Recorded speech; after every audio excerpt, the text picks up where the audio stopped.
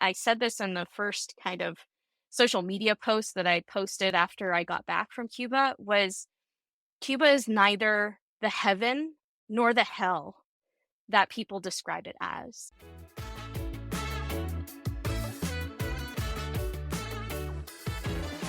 This is the Moreish Podcast, where Caribbean history meets culture and cuisine.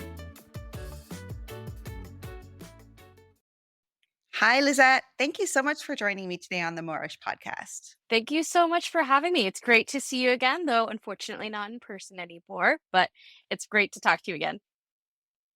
It was interesting the way we met at Podcast Movement in the line waiting to pick up our badges. So literally the first day. Exactly. That was so cool. It really goes to show how important making these connections, especially in various places. I mean, post lockdown, really, in conferences and conventions, it's such a great way to meet new people and connect, especially on topics that people like us who are podcasters are very passionate to talk about. It's true. And these like personal connections can lead to so much more, right? Some people I met at Podcast Movement, I will keep in touch with just because they're amazing people. Some people, because we have this wonderful connection and we'll record together. It was my first time attending and it was amazing for the networking. 100%. I've started to get in contact with a couple people, and it's really awesome to see how we are all like supporting and lifting each other up in whatever paths we're going down, even after we said goodbye, in person at least. Exactly. Now, you have an interesting story and interesting projects on the go. Today, we're going to talk all about you and your family's Caribbean connection because Yes. that's what makes this recording today together make so much sense. Before we dive right in, why don't you introduce yourself? All right. Hi, everyone. My name is Lisette Alvarez. I am a Cuban Canadian American. I've spent most of my life living overseas and moving around. I consider myself a third culture kid. I'm currently based right outside Washington, D.C. I in Alexandria, Virginia, and I am a fiction podcast producer as well as I run a company called Stormfire Productions, which is an audio production company. I've worked on various sound and audio based stories. It's been a fun ride so far. I do a couple of fiction podcasts, one including urban fantasy called Kaliva Stormfire's Economical Magic Services. I also do a documentary podcast that we'll talk a little bit more about called Once Upon a Time in Havana, and its eventual fictional spy thriller tie-in, Havana Syndrome. I love the idea of both the documentary and the fiction. So I'm excited to talk to you about that. But I think we need to start at the beginning, which is your family, Canadian American, hasn't been back to Cuba for 60 or 70 years. Yeah, over 60 years. I believe it's 64, but my great grandparents and my grandparents left Cuba shortly after the Cuban Revolution. And it's interesting because in comparing to some other people's stories, they actually left after being involved as part of the communists and Fidel Castro's revolution. Uh, Started to disagree with them. One of my family members was actually imprisoned and then left. And they consider themselves exiles rather than, immigrants necessarily, which is an interesting kind of political framework to look at. And it's something that as a second generation, I'm very interested in why that is from an academic and personal point of view, and how that has affected me and my personal view of my identity and my connection to the culture, and eventually my connection to the island. Because, yes, I was the first person to go back. Not by very long, actually. Only a couple of weeks later, one of my uncles and his family decided to visit as well. So it feels a little bit like I helped open the door to return. Where did your family move to when they left Cuba? Like many Cubans who left Cuba after the revolution and since, honestly, to Miami. They landed in Miami. Both my grandmother and my grandfather, who were not married at the time, but they knew each other, interestingly.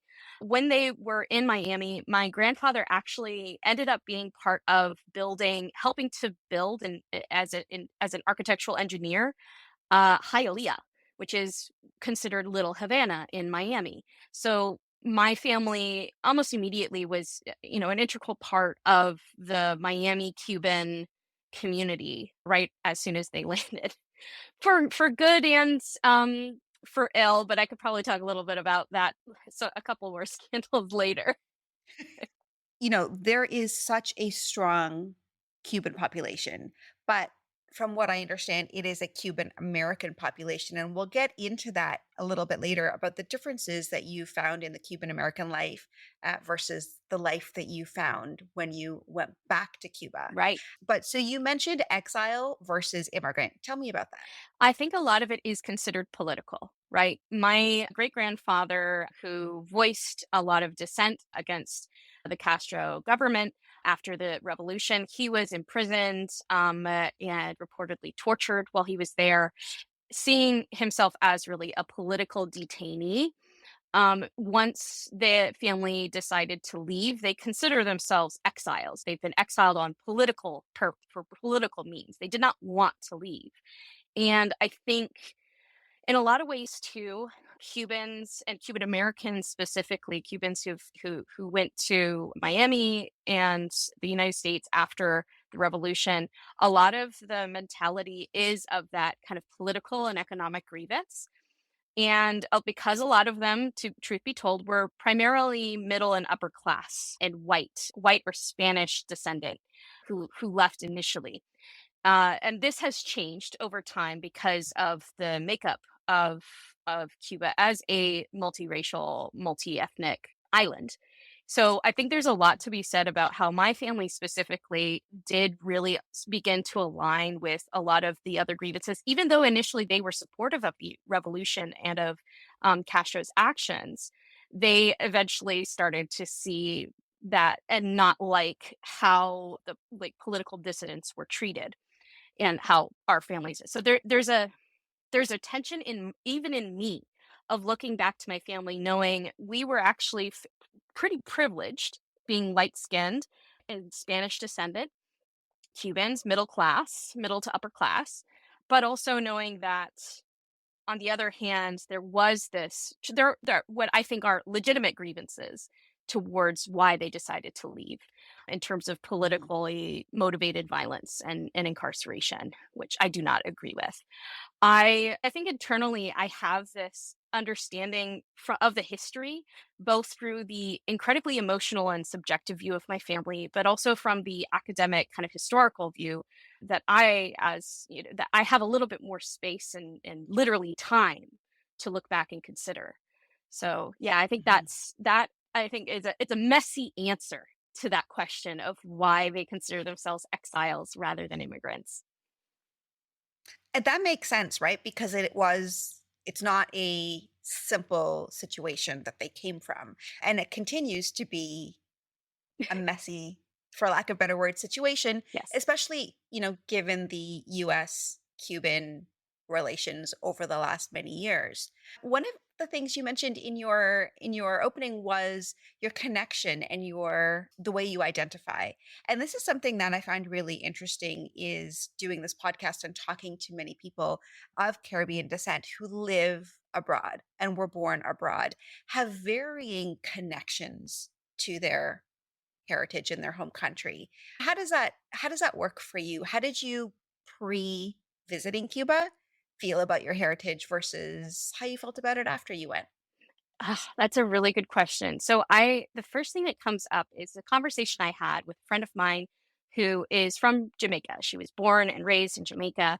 And it was actually in the context of while I was writing Havana Syndrome, right? While I was writing the scripts, I wanted to talk to someone else who is also of Caribbean descent who wanted to have, has also kind of complex feelings, though she has now, she's beginning her process of naturalization in the United States. She was born and raised in Jamaica. And one of the things she said, and we talked about a book that I had been reading by a British Jamaican writer who was born in Britain or born in England, I believe. And she's an academic, like anthropologist, cultural anthropologist, who was talking about the stories of Anansi in the context of Jamaican culture. And one of the things that my friend said is like, you know, the people who are able to comment in this type of way, in a very specific type of way, tend to require a bit of that distance to have a Mhm. better view sometimes on what is happening. That being said, I do also believe that we have our own biases that is also driven by that distance from that island. And I think part of my relationship with Cuba and the island before visiting was so saturated with the myths, right? With the what I knew second, third, fourth hand about Cuba, and specifically a Cuba that was often frozen in time for a lot of people pre-revolution. So I knew that consciously that this is the vision that I've been getting, but what that did end up doing is drive this curiosity of and this sense I feel like I'm missing something. I'm Mhm. missing the reality, or at least my own reality or my own truth of being in the real physical present Cuba and seeing the real present Cubans and talking to the real present Cubans in modern day. And this is something that I've come across while researching my show is that there are so few modern takes or even modern interpretations or television shows or movies that have been set in modern day Cuba.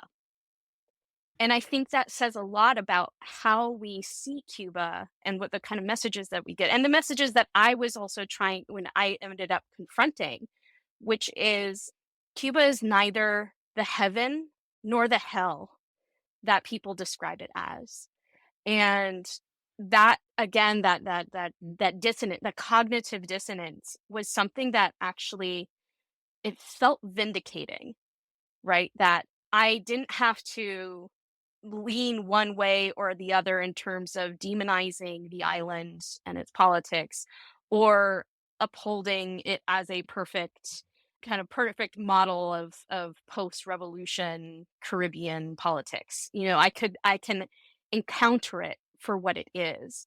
And that made me Mhm. way more connected. It made me feel more connected of especially to the people because I was able to see and connect with people as they were and what they were saying to me rather than all these layers of gauze of politics and popular culture. That I was able to remove that and see it for what it was something I really, really wanted to when I went there, when I was going the process of going there. That's what I wanted to accomplish. I wanted to see it without the weight of my family, without the weight of the embargo, without the weight of the preconceptions of how I should or should not feel about being there. There's so much that I find that people in our situation who were born outside of the Caribbean but come from Caribbean families have very similar feelings about it. And I will say from myself, I was born and raised in Toronto. My family is Trinidadian. And I recognize that I grew up in the Canadian sense in a very Trinidadian household.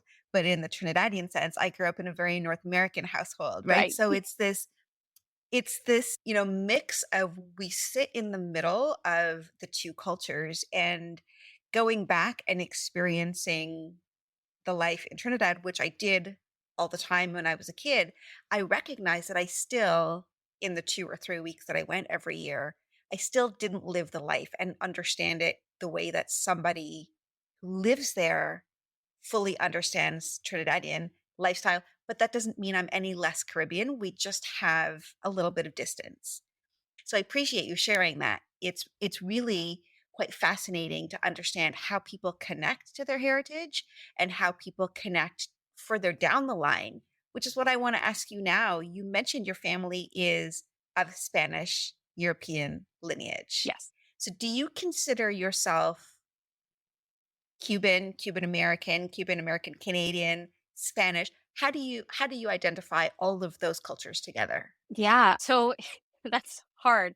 I do believe that when in the majority of situations, I receive white passing privilege, and white privilege, especially when it comes to being in other majority like essentially the majority, like majority of the world is black and brown cultures. I am seen more in the white category in terms of race, which we know is a construct that has real implications. So I Mhm. also do feel Cuban in terms of the ethnicity. There is a culture, and what I have been very conscious about learning more and being more mindful about is how much of the Cuban culture is grounded in Black Afro, like specifically West African slave people, descendants of slaves, their cultures and indigenous cultures like Taino, at least the culture that that managed to survive the genocide, and understanding that as someone who I actually lived in Italy as a kid. That was one of the places that we lived, and turns out actually a decent chunk of that Spaniard heritage is also Italian. So when I went, I was able to visit both Italy and Spain and got connected with the cultures there. I felt an affinity to that. So in a Mhm. sense, this is, I know it's very important for those of us who do come from European ancestry to understand who we were and what we were before we were white, in order to really dissect what we lose when e- essentially when we give up those aspects of culture for the sake of whiteness and for the sake of wealth or class or what have you. So I think those things are, in my mindset, I want to be very conscious about. And so when I look at my own heritage, I see a true mosaic of experiences, and the both by blood and by spirit, that those ancestors, whether when I say like Cuban, my Cuban culture, I also want to call out, even though I'm not blood related to West Africans, that they made huge contributions to what we know of as and what we celebrate as Cuban culture. I think that's something, again, like it's in that weird middle of like balance of, I also love Spanish culture and Italian culture, and I connect with that in the various ways that I know how to. I don't claim it for myself, and I find that Mhm. the respect and understanding, and also this great like rich stories of understanding how these cultures bring these pieces of life to light, I think it's a celebration to accept that there's this whole mosaic of origins, at least for myself. So I guess again, I very, very like complicated answer to a very simple question. I talked to somebody last season who wrote a book called Culinary Colonialism, and she was researching from an academic standpoint cookbooks throughout history in the Caribbean. And one of the things she writes in her book is, I'm paraphrasing, colonization both destroyed and created the Caribbean as we know it, and we cannot go back to pre colonization times. All over every Caribbean island and country has a story of colonization, has a story of people being brought over forcefully, migrating, brought over as indentured servants, and those cultures mixing and melding into what is the current day culture. I think this conversation about the origins of Caribbean identity, and I see this in my own family in terms of a resistance or sometimes a romanticization about how we arrived and what our family story is. I think there is room to understand why those stories are the way they are, and also trying to go deeper. And sometimes that might not mean, that might mean, and that has often meant for me, is bypassing my family and going deeper into other sources. As much as I love and adore, and my family has given me a rich exposure to Cuban culture for most of my life, I would say that the understanding of my connection to my own identity at the end of the day falls to me, falls to me to understand and appreciate and support the aspects of culture that I want to survive and thrive. It's a choice, right? You've made a choice to really dive deeper and understand your culture, your heritage, and your connection through. Physically going that. Let's talk about that. Yeah. Let's talk about what prompted the visit. And then I want to talk about how you felt when you were there and some of the things that you experienced. There's a lot. So the let's start. We'll start at the beginning. I had been writing this spy thriller, Havana Syndrome, as a project about 3 years ago. I was about halfway through.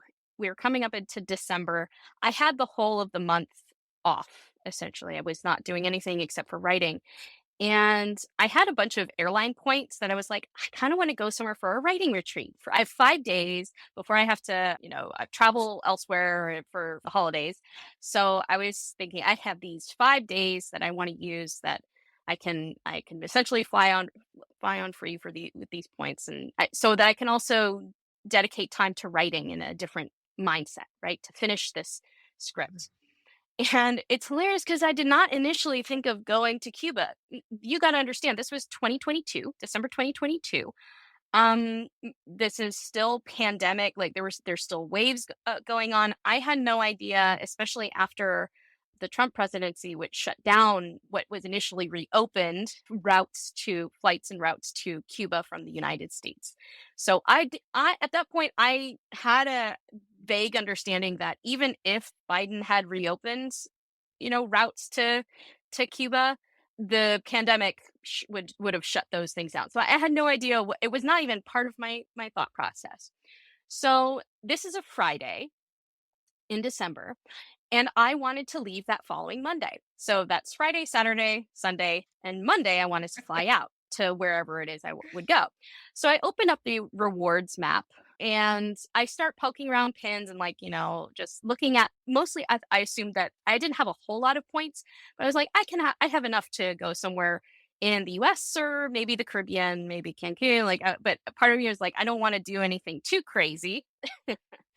I I see a little pin on Havana, and I poke the pin, it blows up, and it says it says essentially I have enough points to fly to Cuba on Monday, 3 days away, and I just go blank. I'm like, I can't possibly go to Cuba in 3 days. That with the embargo, with like the red tape, I was like, I couldn't possibly. But in my head, I'm like, but what if I could? So I started diving Mhm. into research. Turns out for those 5 days as well, I also went on Airbnb because I'm an American citizen. I cannot book government most of the hotels that are like government run or associated. I have to only because of the embargo, I can only do like private citizens businesses. I can only engage with, Right. so Airbnb was the way to go. And it turns out for that very 5 days that I wanted to go, prices were slashed almost 50%. So I didn't have a huge budget either. So when I saw that, I'm like, okay, something's telling me it's time to go. And You have to. it was absolutely that, like, it's the time is now. Like there's it was like the universe shouting in my face. And it still makes me emotional thinking about it because it was that thought of like I'd be the first one to go. I'd be the first one Mhm. back. I booked I actually, so I texted my husband first and said, I think I might, wouldn't it be funny if I went to Cuba in 3 days? And he said, do it.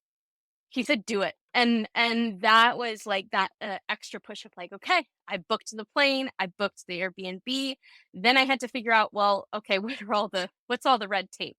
And that's a whole other Yeah. story. That is a story actually I also get into in the show that I do, Once Upon a Time in Havana, the more detailed parts of it. But for the sake of time, I managed to get there.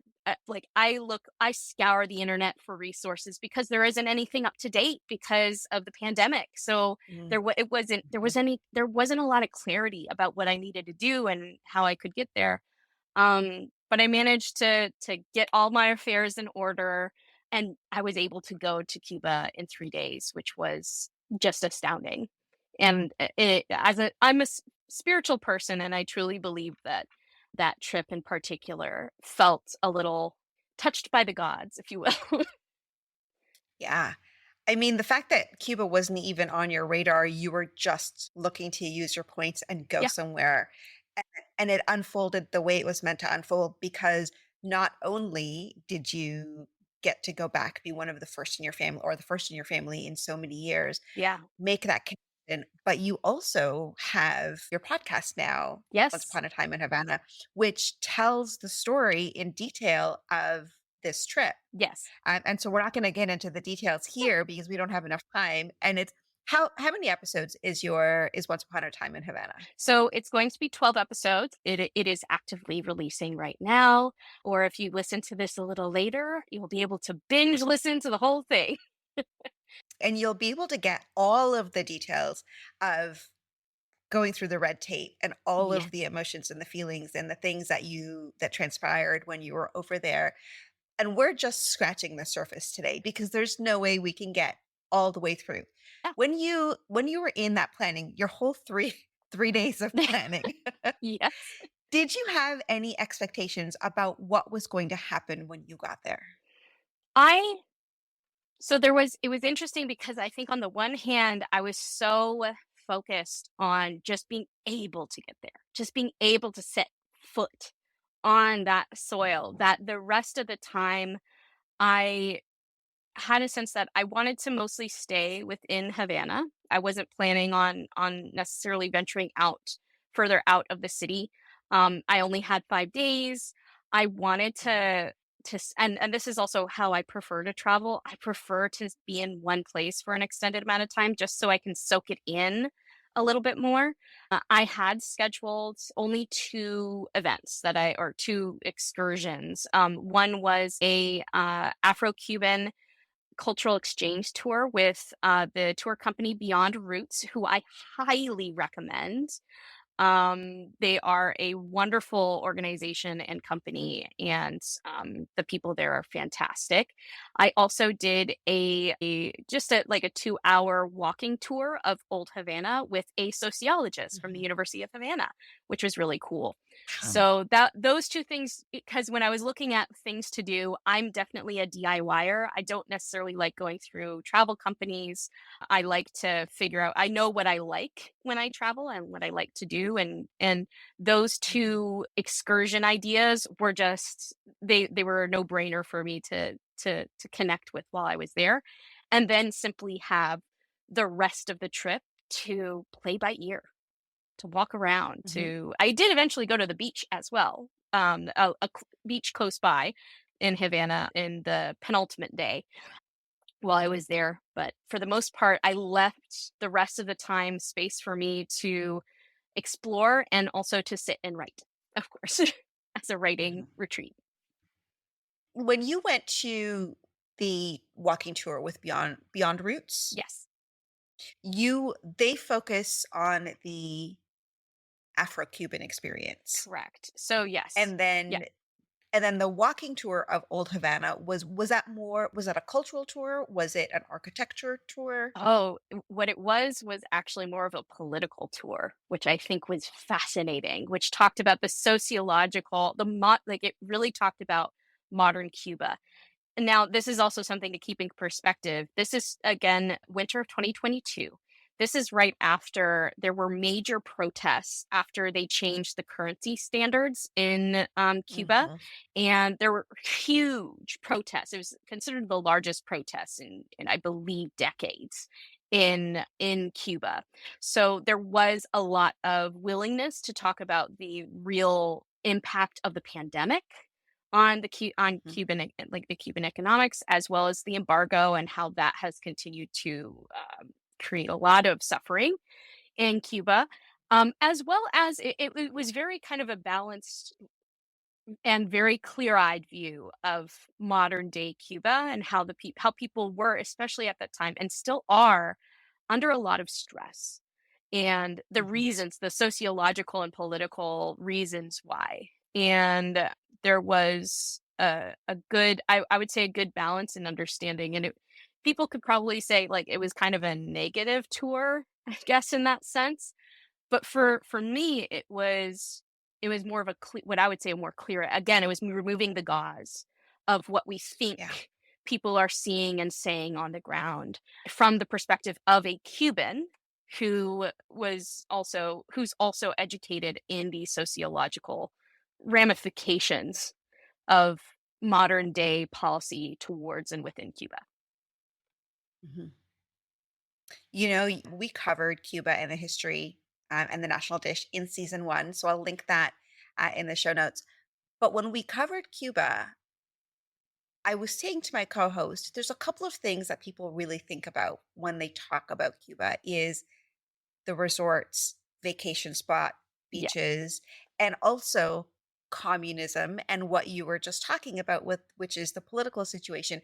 But I don't know that people truly understand it from a people perspective and Yes. what that means. Yeah. And what it means for all of the people who left under whatever conditions to go to the US or other Yeah. places, but a lot of Cubans left to go to the US. And I know you talk about this a lot in your podcast, but can you give us like the high level what that means? Yes. So the biggest part of this, I think, is understanding that the relationship between the United States and Cuba is similarly, and I feel that a lot of people don't see Cuba outside of either the romanticized pre-revolution or the concept of communism and the embargo and the political stuff. Maybe, if possible, the custody case with Elian Gonzalez is maybe one of these other kind of big moments, or like Cuban Missile Crisis. There's some of these things that we understand about Cuba on a popular culture or a broader level. But there are certain things that in my research that I started putting together a picture of what the true impact has been, especially in US policy towards Cuba over the Mhm. decades, and how Cubans, and I started to mention, I realized I didn't completely finish my thought earlier here, that Miami Cubans feel set apart from a lot of other immigrants in the United States, especially specifically Latino, Latine immigrants. Um, Mhm. Cubans were legally set apart from most other immigrants with the wet foot, dry foot policy, and that was purposeful. That was political. Can you can you explain that policy for anybody who may Yes. not know what that means? So the policy actually was repealed by President Obama in essentially the last years of his term. But the wet foot, dry foot policy was a policy that granted any Cubans who went to the U.S. and stepped 1 foot onto dry land, they would receive essentially temporary protected status, which means that they didn't have to apply for asylum.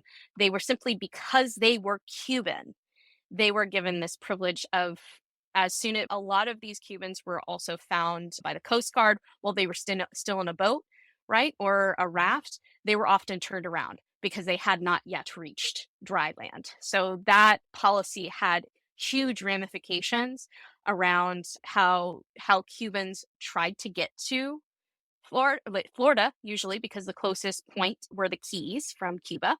The other ramification was, of course, even later on, and this is something that the Elian Gonzalez case, and I talk about this more in the podcast. The Elian Gonzalez case was a part of a time after the fall of the Soviet Union. There was a lot of economic pressures because the Soviet Union was the largest supporter of the Cuban economy at the time. So when that collapsed, there was immense economic suffering and physical suffering, and a lot of people decided to leave. Um, the the ramification of that is, of course, the motivation to get to the United States because they had this special privilege if they managed to step 1 foot in.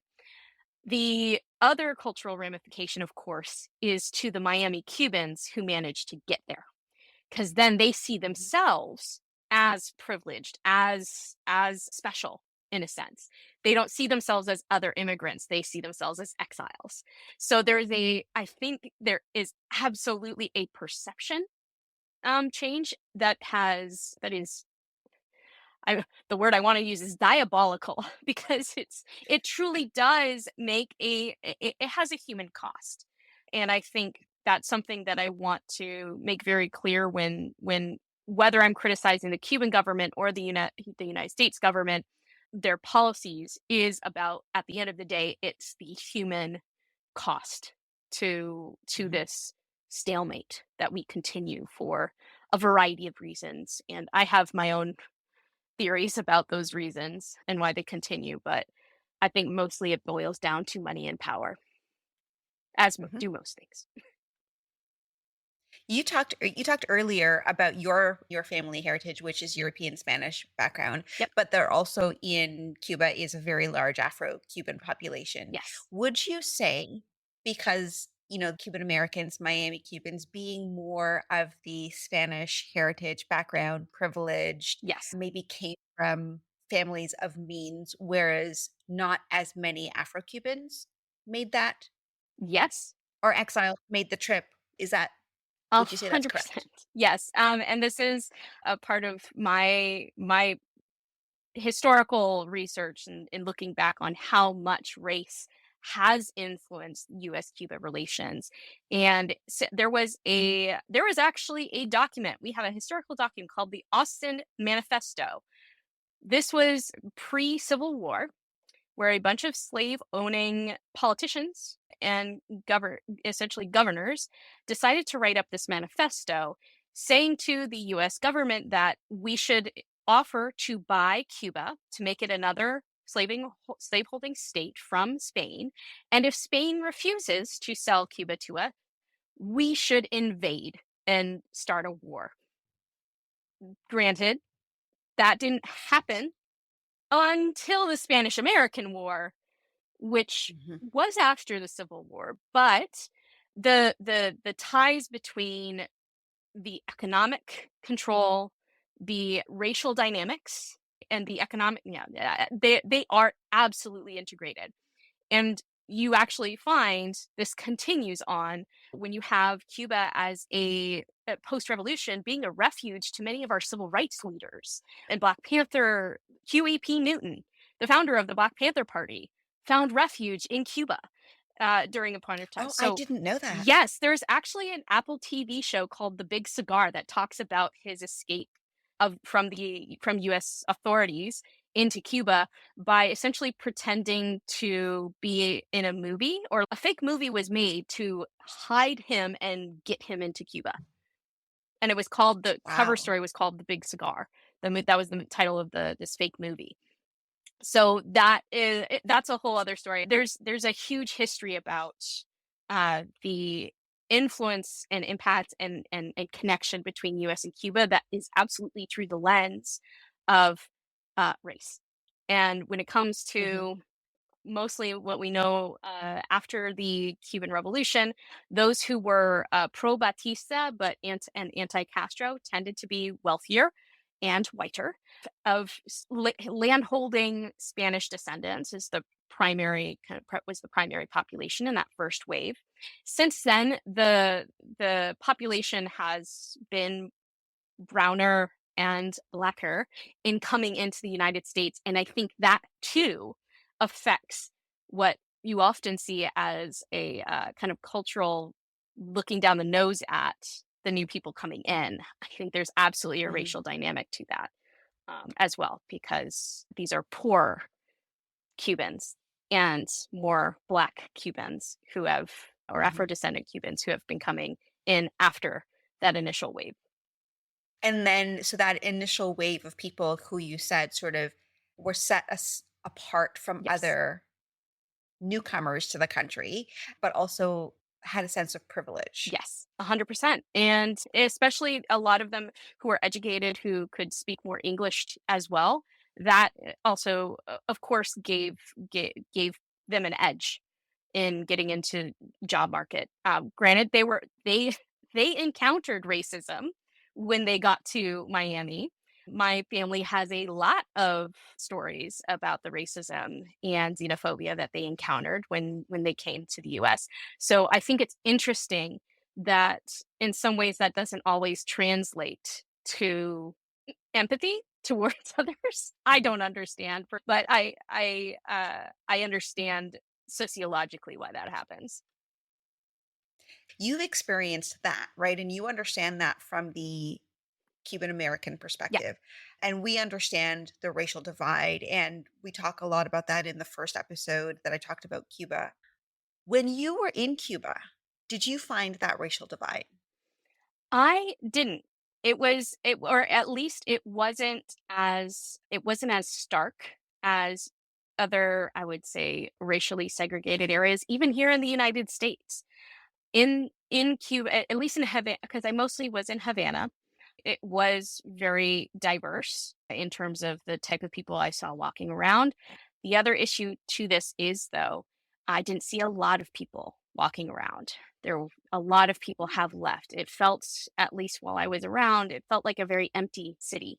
And this is part of the issue is most of the people who can leave tend to be lighter skin, have more money, have more whatever small privilege that they do have or connections or family who's already in the United States. I think there is that you can see a little bit more of, well, who has managed to stay, and it Mhm, tends to be people who don't have anywhere else to go. They don't have the means to go anywhere else. So I think that's something to keep in mind and what I kept in mind while I was there. That being said, I did visit when I was with the Beyond Roots tour group. They actually took us into what was known as a historically Afro-Cuban neighborhood in Havana. So I was able to see a little bit of the different parts of Havana in especially the area that was known for being this was the area where often enslaved Africans were there, and eventually when the freemen were there, alongside, and this is this is oral tradition that the Africans who were stolen and brought over, they actually did have community, and this community, this historical Afro-Cuban neighborhood, was in a primarily Taino community. And they actually made wow. connections and the understanding from the people that I took. And again, I'll say this is oral tradition. I didn't investigate necessarily the claims here, but that Taino people are still there. They just intermarried into the African population. And Mhm. a lot of Afro-Cubans do claim Taino as their heritage as well. So I think Interesting. that's something to keep in mind when we think about that culture. And again, I'm speaking secondhand. I will say up front, I'm speaking secondhand here. This is not my community or my story, but it is something that I found that counters a lot of the narrative that I hear about Cuba and Mhm. its indigenous population specifically too. We know much of the history that I learned through my research for this podcast comes from the perspective of the colonizers. Yes. They were the ones that wrote the history, who laid down the foundations for what we all believe happened in the Caribbean. And that may not be the full truth. So there is, I believe, in some of these oral traditions and some of these stories that were passed down into the enslaved population or the indigenous population, I believe holds some truth. And I think that's one of the reasons why I feel so grateful towards one Beyond Roots and for simply the opportunity to get to Cuba so that I don't think I've never heard of that anywhere else other than the mouths of the people who have lived there for generations. So I think Mhm. that really does matter when we talk about whether being second generation Caribbean to actually also absorb the part of that culture making and culture preserving is by listening to those who have just been there for generations and have those Yeah, stories to be told, and especially those who have historically been silenced. absolutely. As you dig in and as you start to sort of peel back the culture that exists in different Caribbean countries, you can really start to see the influences, and in Cuba, the influences from the Spanish, from the US, Yes. from the enslaved Africans, and that all really can be seen when you put the culture together and you look at it through the lens of the people who came to the island or were brought to the island, which is vastly different than the pre-colonization era, Yeah. which we don't really have a huge understanding or history. Right. um 100%. And I think the tragedy of it's interesting because I also just visited Newfoundland, and that was an incredible trip. And one of the other similar stories in terms of, well, we didn't have a whole lot of resources or history about the indigenous people, the First Nations who were in Newfoundland, and Mhm, that they were completely wiped out was the main narrative for a long, long time. And it's only been recently that we've actually been listening to the First Nation people who are there saying, no, actually, they didn't completely die out. We have evidence that they intermarried with this First Nation as well. So they're still here. The practices are still here, and I think making sure mhm, that, and I feel like in a similar way, many Miami Cubans who have left the island, kind of treat it as if it's dead, and mhm. I think that is a disservice to the people who are still living, right? Yeah. And one of the things that I felt so passionate about when I left was telling people, you need to see it for yourself. You need to visit for yourself. These people aren't dead yet. The island is not dead yet. Uh, but if we keep ignoring it and keep isolating it in the way, whether it's Mhm, majority of it being politically and economically, literally isolating it, and a blockade, literally, like, isolating it. But also, I think there's a spiritual, emotional, and mental isolation that happens too that I think is dangerous to a population. mhm, And I saw it firsthand when I was the only American I saw for at least a full like 48 hours. I met one group of Americans when I was on the beach, and one American who is also on my tour in for the Beyond Roots tour. And the only Americans I met were African Americans, were Black Americans. And I think that's also mhm. says a lot about how Yeah. we've isolated Cuba as a country, as a culture, as an island. I think it's really important for us to not forget these stories, and the way we don't forget the oral history and the stories of the indigenous population, of the people generations ago, is to do exactly what you and I are doing, which is do the research, tell the stories as much as we can, share it so it doesn't get lost, because Yes. once these people are no longer around and living on this earth, we have a choice, is to just let history die with them, or to unearth it and make sure that it is not forgotten. Yes. The experience of Cubans, of any people from across the Caribbean. And I think it's really important, the work that you're doing, the work that I'm doing. Yes. And with that said, I want to talk about your podcast. Yes. We've alluded to it a few times here. If people want to know more detail about your trip. Yes, absolutely. You can currently find Once Upon a Time in Havana anywhere you get your podcasts right now. That is the primary story about my trip to Cuba, um, day to day to day, including like right before and right after, and my experience in the context of U.S. Cuba history and relations. So I really do want to make the personal is political, the political is personal in this podcast. So you can find that wherever you get your podcasts. We're also on YouTube.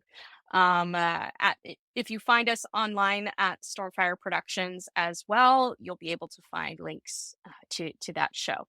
The big project that is coming up right after it, that will be premiering this Thanksgiving, is Havana Syndrome. American Thanksgiving, not American, Canadian yes, Thanksgiving. thank you. I should know better. I am half Canadian. So, yes, American Thanksgiving, November 28th.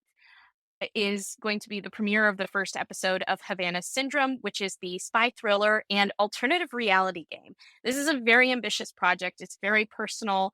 It's about a sibling who has gone AWOL from the CIA, and her two siblings have to go find her and track her down. So this is a story that is inspired by the real life conspiracy theory slash mystery of Havana Syndrome, which is the mysterious sound that has plagued military spy and state officials around the world, but specifically in Cuba. After they hear a sound, they experience dizziness, vertigo, essentially cognitive issues after they hear this sound. So nobody knows whether it's a weapon or it's mass hysteria. It's a fascinating little conspiracy theory, but I decided to harness it. One, as someone who is Cuban American and wanted to explore the lens of identity and family history in Cuba as a Cuban American, as well as someone who works in audio. So of course, I am fascinated by an audio specific mystery. So I've decided to create this. It'll be a 12 episode series, beginning releasing on November 28th of this year through February of next year. There will be puzzles involved too. There's going to be a hidden RSS feed. There's going to be disappearing voicemails. It's going to be a fun project. A very ambitious project, both from a creator perspective and knowing the work that goes into the behind the scenes of an audio project. So I'm really excited for people to get a peek into that Thank you. this fall. We're going to leave links to Lisette's production company, her podcasts, website, all of the things down below. I'll leave some links to the tour companies you talked about. Yes. And then the first episode that we did on Cuba, so you could tie it all together. And Lisette, I want to thank you so much for joining me today. This has been fascinating, and you've opened up so many more things that I want to learn, which I can just do through listening to your podcast, Once Upon a Time in Havana. Thank you so much. This has been a wonderful conversation, and you're doing such important work. I will have to say that meeting you in person was also a delight. So I hope that that could potentially happen again. And Yay. I wish you and your audience well. And I hope this was a good story to listen to. Thanks for listening to this episode of the Moreish Podcast. Connect with us on Instagram, YouTube, and TikTok at the Moreish Podcast. See you for the next episode.